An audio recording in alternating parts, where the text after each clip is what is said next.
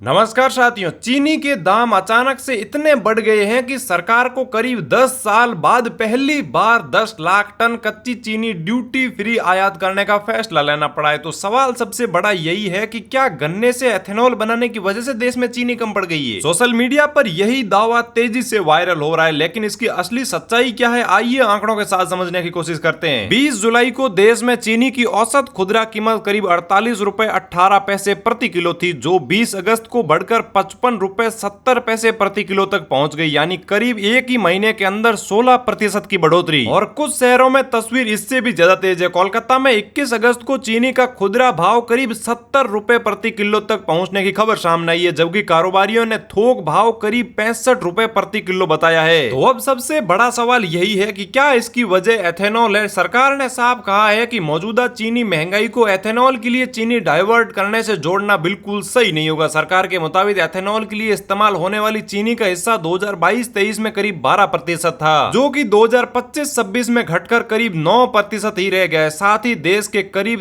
3/4 ethanol का उत्पादन अब अनाज खासकर मक्के से हो रहा है। लेकिन कहानी यहीं खत्म नहीं होती है। एथेनॉल और चीनी का संबंध वास्तव में है, क्योंकि गन्ने का इस्तेमाल चीनी बनाने के बजाय एथेनॉल बनाने में किया जाए तो उसी गन्ने से बनने वाली चीनी की मात्रा कम हो सकती है। इसी वजह से सोशल मीडिया पर लोग एथेनॉल नीति को चीनी की महंगाई से जोड़ रहे हैं। लेकिन इस समय चीनी महंगी होने के पीछे सिर्फ एथेनॉल को जिम्मेदार ठहराना सही नहीं होगा। सरकार के मुताबिक इस सीजन में चीनी उत्पादन का अनुमान करीब 343 लाख टन से घटकर करीब 306 लाख टन ही रह गया है। गन्ने की फसल को रेड रॉट, टॉप बोरर और ज्यादा बारिश से पानी भराव का नुकसान भी हुआ है। इसके साथ ही त्योहारों से पहले बड़ी मांग, जमाखोरी पर भी सरकार की नजर है और दुनिया में भी चीनी की सप्लाई भी तंग हुई है। इसी वजह से चीनी के भाव बढ़ते जा रहे हैं और यही वजह है कि सरकार ने 10 लाख टन कच्ची चीनी का ड्यूटी फ्री आयात मंजूर कर दिया है, ताकि घरेलू बाजार में सप्लाई बढ़े और कीमतों पर दबाव कम हो सके। तो निष्कर्ष बिल्कुल साफ है, एथेनॉल और चीनी के बीच में कनेक्शन जरूर है, लेकिन चीनी महंगी होने के पीछे पूरी वजह एथेनॉल है, ये दावा अभी उपलब्ध सरकारी आंकड़ों से साबित नहीं होता है। तो इसके पीछे असल वजह कम उत्पादन, फसल को नुकसान, बढ़ती मांग और सप्लाई पर दबाव और बाजार में जमाखोरी की भी आशंका है। तो अब देखना यही है कि 10 लाख टन चीनी आयात और अक्टूबर में नई पेराई शुरू होने के बाद चीनी के दाम नीचे आते हैं या फिर नहीं। बाकी आप लोग इस पूरे मुद्दे के बारे में क्या सोचते हो? चीनी महंगी होने के पीछे क्या रीजन हो सकता है? कमेंट करके अपनी राय जरूर से बताइएगा।